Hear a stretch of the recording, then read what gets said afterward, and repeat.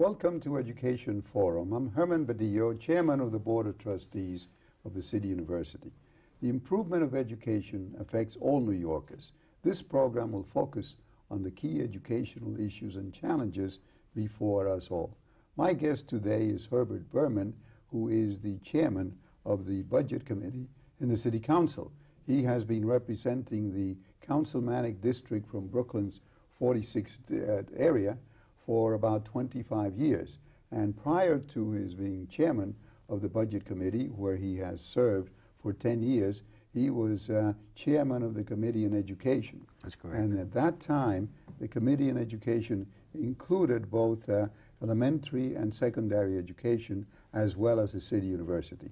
So he is intimately familiar with the problems that we have had over the years at the City University. And let me start with that, because the big problem that we have at the City University is not a current one. It goes back to the fiscal crisis in 1976. Were you involved with that?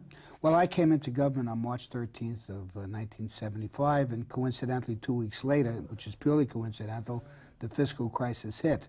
And it was an incredible experience, an incredible learning experience, because all government services, particularly education, was totally decimated by the fiscal crisis. I mean, I remember well that CUNY actually had to shut down for a couple of weeks because they couldn't pay their bills.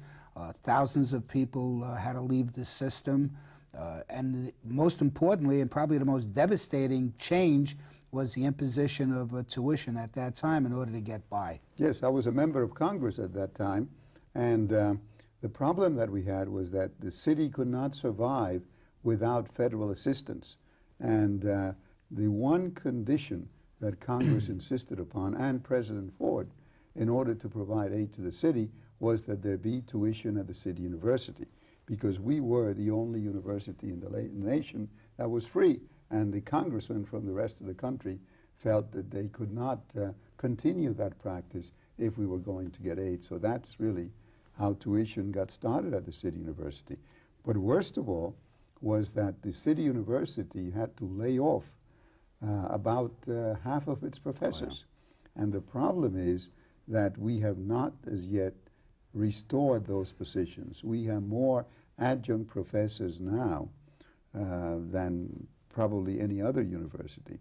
And we're trying to make our way back to getting more money in order that we can have full-time professors. What's been your attitude about that, and what do you think the council can help us with? Well, I think, unfortunately, you're absolutely accurate. I want to commend your recollection of the time, because, yes, that was the requirement that Congress put upon us. But I think what has happened is that alongside or concurrent with the imposition of tuition was the acquisition of a mentality that CUNY was less important than it actually is. And I know in my generation, CUNY was the fundamental, most important upper educational availability for everybody in the city of New York. No matter how poor you were, you could go to CUNY. You didn't have to worry about tuition, and you can get a college education. As time went on, after the fiscal crisis, CUNY deteriorated because of the loss of all of the teachers and the students and the benefits that a free education were made available to people. It just was no longer the school of choice, and it became very difficult to fund it. Well, the problem was that we also had open enrollment, which took place in 1970, and there was a perception among the political leaders in the Congress, in the state legislature, and the city council, that standards were being lowered. And between the two issues, fiscal crisis and a perception that the same standards did not apply, there just was not the support that there used to be in the old days. I remember when I was a commissioner with Mayor Wagner, Wagner would say that no matter what the crisis was, the one institution that would consistently have support would be the City University, because he felt that that was an investment in the future. But that's where we lost out. Unfortunately, though, that was not a mentality that carried over into future leaders of the city. Truth of the matter is that City University lost a lot of its standing as a consequence of open enrollment. Open enrollment was a product of the mentality of the 60s and the early 70s, which has since been discredited, which is everybody recognizes and admits that it is a failed system and it's not a competent system, and it just really destroyed the system. Thankfully, we're now away from open enrollment, and I know under your leadership, the university has made some major comebacks. As a matter of fact, as I'm advised, for the first time in how many years, there's been an increase in enrollment. That's right, and we have higher standards. Now, the question is, can we translate that into additional funds in order to help the university, specifically additional funds in order to enable us to hire tenured professors? Well, I would hope so, and I think that if, in fact, the university system, the university union leadership, the Professional Staff Congress, and the students themselves develop the same type of cohesiveness that they used to have when I first came into government, then you're going to have no choice. Even the most reluctant legislator will have no choice but to rally around a restoration of dollars for CUNY. When I first got active in government, when I first became chair of the Education Committee, you just couldn't go anyplace without having to recognize a level of accountability on behalf of CUNY. That has since disappeared. And in order to restore that mentality, that level of advocacy, you have to really just bring together the students, the Professional Staff Congress, and the advocates for CUNY's system. Well, we're in the process of negotiating right now with the Professional Staff Congress, and I would hope that they would listen to your advice that the thing to do is to present a united front when we go to testify before the City Council and when we go to testify in Albany, because I know as a legislator and as a former Bronx Borough president that that's the only way you get things done. Oh, you're so right. I used to fill up the Board of Estimate room when I was president of the Bronx. They used to call them Badillo's Legions, and that's how we got a lot of capital projects approved for the City University. So we need to have that coalition, and I certainly would hope that it would be possible. Well, I can assure you that if in fact they do that, so that it can impact upon the other members of the legislature, the city legislature and the state legislature, it will prove immensely beneficial when we sit down and do the budget. I mean, right now, the Board of Education at 110 Livingston Street has failed in their responsibility, and we're questioning their leadership. Hopefully, CUNY will develop the type of leadership that can show a marked increase in dollar contribution to CUNY. I think it could happen, but there's got to be that advocacy. How do you think the Board of Education has failed? Because you are familiar with the Board of Education, having been chair of the Committee on Education for many years. Well, I think that any discussion relative to the Board of Education has to start with the premise that until such time as there is accountability to the public, nothing is going to change. Right now, the Board of Education is made up of appointments made by the various borough presidents and 2 by the mayor. So the various representatives who sit on the board are not responsible to the public, but rather the person who appoints them. As a consequence, there is no sense of accountability, there's no sense of what has to be done, and they only have to make happy the person who appoints them. I think that the time has come to remove that system. In the City Council, I have been a major advocate of change, as has Speaker Valone, and we believe that you have to vest power in the mayor. You have to turn around and let the mayor appoint a commissioner of education, perhaps with the advising consent of the council, so that we buy into the process. And if you do that, you'll have accountability and things could change. Until that happens, you're not going to see significant change. Well, that's the result of another historical mistake. When the issue of a new city charter came into effect, and many changes were made, giving the mayor and the City Council more powers and abolishing the Board of Estimate, nobody wanted to touch the Board of Education. So the last vestige of power that the borough presidents retain and still do is the right, each of them, to appoint 1 member to the Board of Education, because nobody wanted to touch that. So we have unfortunately inherited that disaster, and we're stuck with a procedure under which we have a really different kind of mayor and councilmanic government on the one hand, but when it comes to education, which I think is the most important area of government, Absolutely we is. have the same old system of having the borough president. Well, it's even more bizarre if you think about it, because if in fact the Board of Estimate was unconstitutional because it violated one man, one vote, then clearly the Board of Education has to be equally unconstitutional, and yet it persists in its current form. So why not bring a lawsuit then? Because it obviously it'd be very difficult to amend the charter again. Maybe the answer is to bring a lawsuit claiming that the Board of Education is unconstitutional. There was a lawsuit that has not yet been resolved, and one of the educational advocacy groups began that lawsuit. But it can be changed by legislative enactment in Albany. Albany has the power to change that status. But they choose to perpetuate, for some reason that escapes me, this current system. And I don't understand it, because it really is very destructive of any improvement. You know, I remember back in the 60s when it snowed heavily, and then Mayor Lindsay failed to remove the snow from the streets of Queens.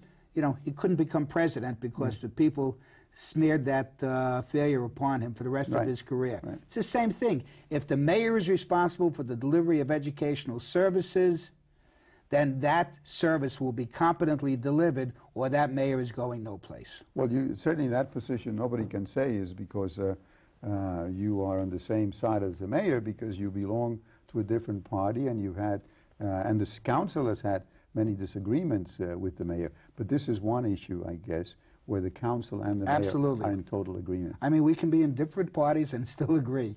And that's one instance where we're absolutely in agreement. Give the power to the mayor, perhaps with the advising consent of the council, so they buy into the process, and I guarantee you we will have a return of competence, and the services will be much more accountable. And you don't see any likelihood that under the present conditions, with the mayor going out of office and the council going out of office, the state legislature may decide to change its point of view and support a change in the Board of Education? I would hope that it would happen. However, I do suspect that the state legislature can stop perpetual motion. So I don't see it necessarily happening. I hope it does. We have long been advocates of it, and I have been very vocal on the subject, particularly since the time I was chairman of the Education Committee. And I would hope it would happen. The children of the city of New York deserve that level of accountability. We'll be back after these announcements. Do you think you have the power to change the world? I can shape the future, one child at a time. I know I can make a difference in those children's lives, and I know I have. Who knows where my influence may stop? I teach. I teach. I teach. Yes, they're teachers, but to the kids they reach, they're heroes. I think I have the power to change the world. The influence is always there. Do you have the power to wake up young minds, to be someone's hero, to change someone's life? Reach for that power. Teach. If you want to make an impact on our future, call 1-800-45-TEACH. Want to change the world? I teach. I teach. I teach. I teach. I teach. I teach. Be a teacher. Be a hero. We're back today with Herbert Berman, who is a councilman, who is the chairman of the Budget Committee in the council, and has been for the past 10 years. And prior to that, he was the chairman of the Committee on Education. Now, because you're familiar with both areas, money and education, there are some issues we have to talk about that concern us both at this Board of Education and at the City University. One is the issue of more money for teacher education, because as you know, and I think you agree, we have a crisis in getting the number of teachers that we need in order to teach the students, and also at the City University, where we provide most of the teachers for the school system. We are moving to improve teacher education. We've set up a dean for teacher education to make sure we do it right. What's the likelihood, and what can we count on in terms of getting more money for teacher education? I think those of us in the legislature are actually crying and demanding leadership from the private sector or from the educational sector to give us programs that we can attach to and fund. We recently, in the last budget, provided this program called Teach, which is a program designed to provide $2,500 to uncertified teachers to utilize for getting their certification, or if they are certified, then to utilize to pay off student loans, provided they make a commitment to spend at least 3 years teaching in the system. That is anywhere in the system, or especially in poor areas? Well, in the underserved areas. I mean, it's easy to get certified teachers to come into the other areas. Our concern, that was just in the papers again, was the underserved areas. But we have a crisis. We have a crisis that's about to come upon us, and that's approximately half of the teaching force is expected to retire in the next 3 years. And that's going to be an actual disaster unless we do something. What do we have to do? Number one, we have to make sure that educators on all levels, whether they're administrators or teachers or even paras, get paid an attractive enough wage so as to warrant people seeking to become educators. Well, can the city afford that? Because that has something... We have no choice. Of course we can afford it. We have a surplus right now, and this will help the city. If we have good teachers turning out competent students who will be able to go out into the private sector and fill the jobs that are there for the asking, then that will create greater revenues for the city of New York. More people will be paying taxes. Businesses will be willing to stay here.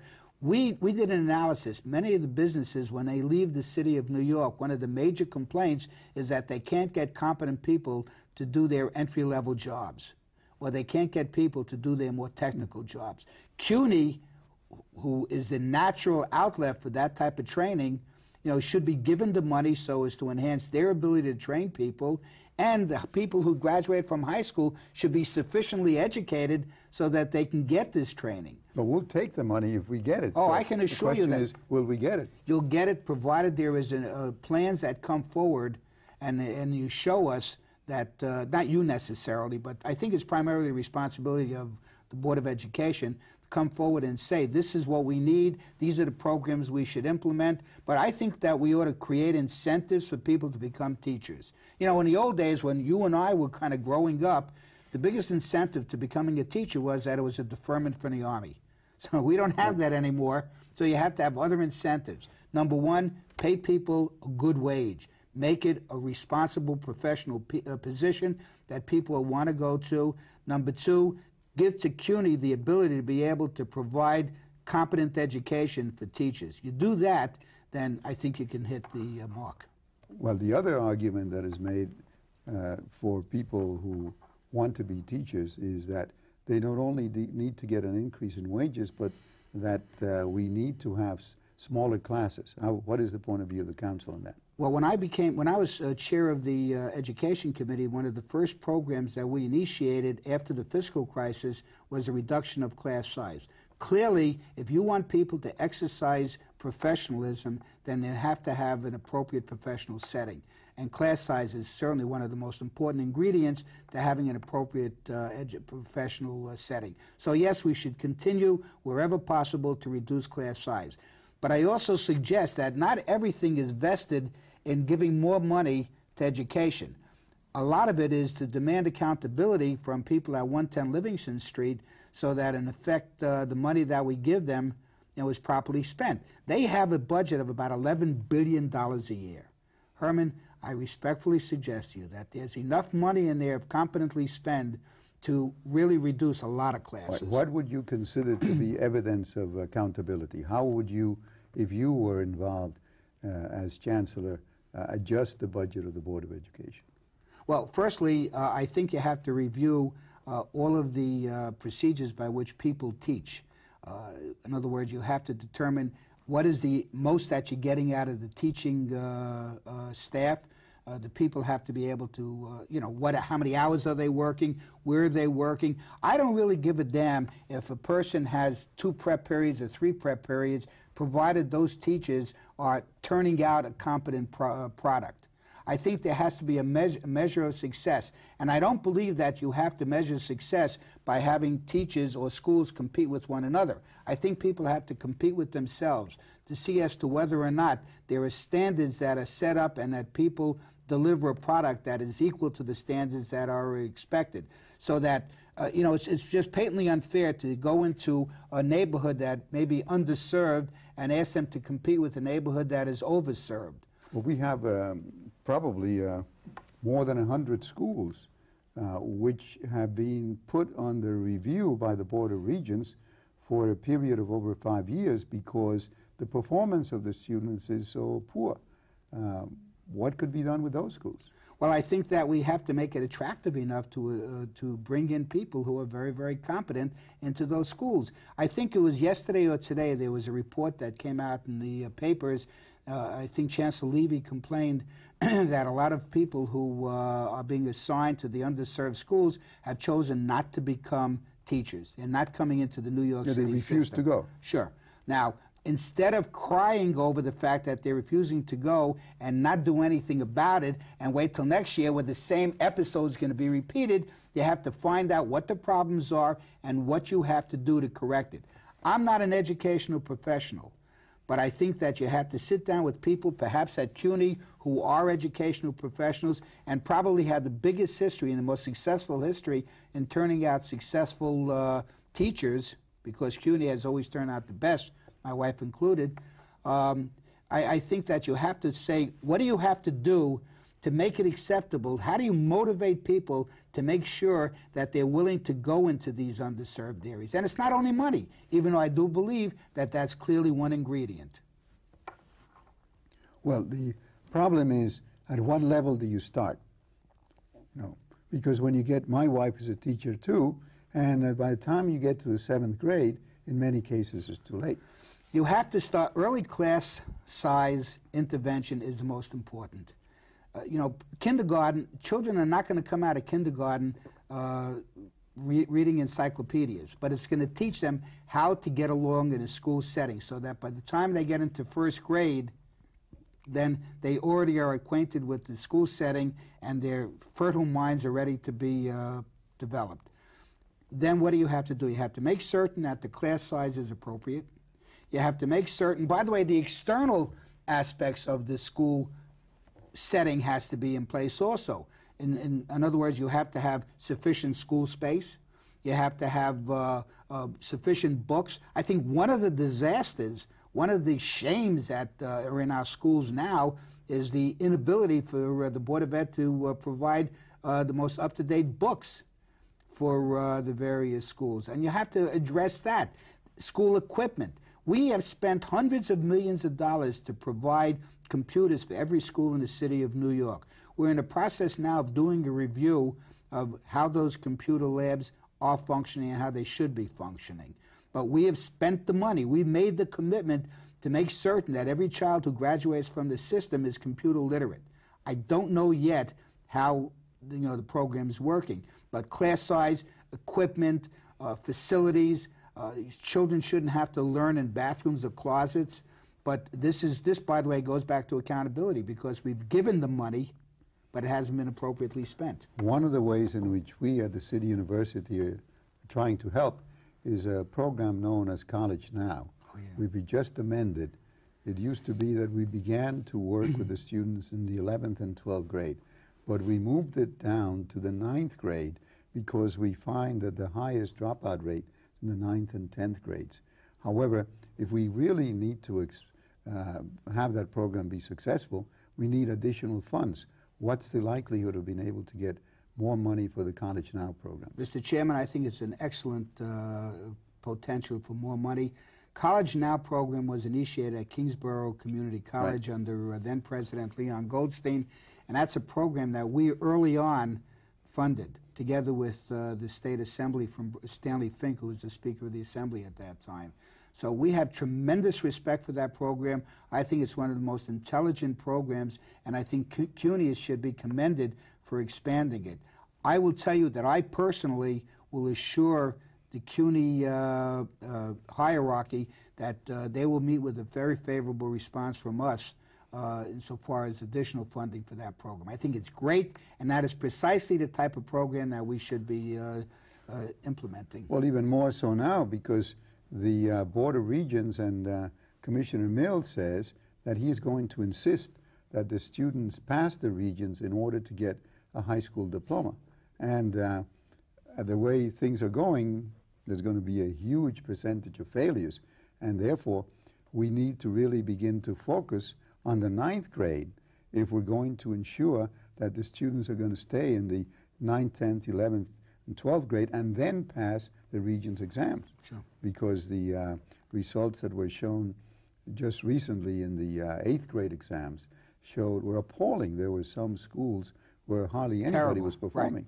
But by the way, then Chancellor Frank Macchiarola, who is a major educational advisor to me, implemented when he was the chancellor the Gates program.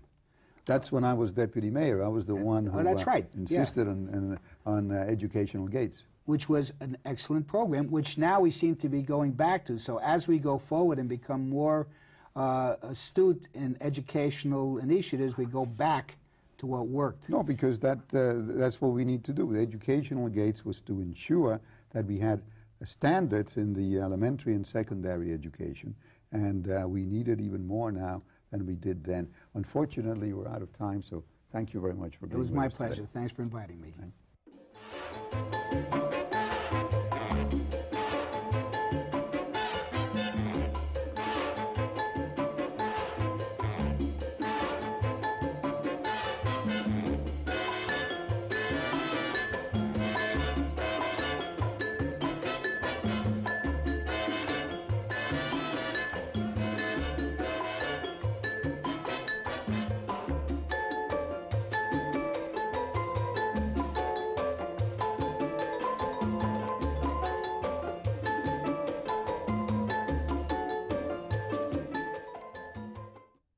You can reach us by email at our website, www.cuny.tv,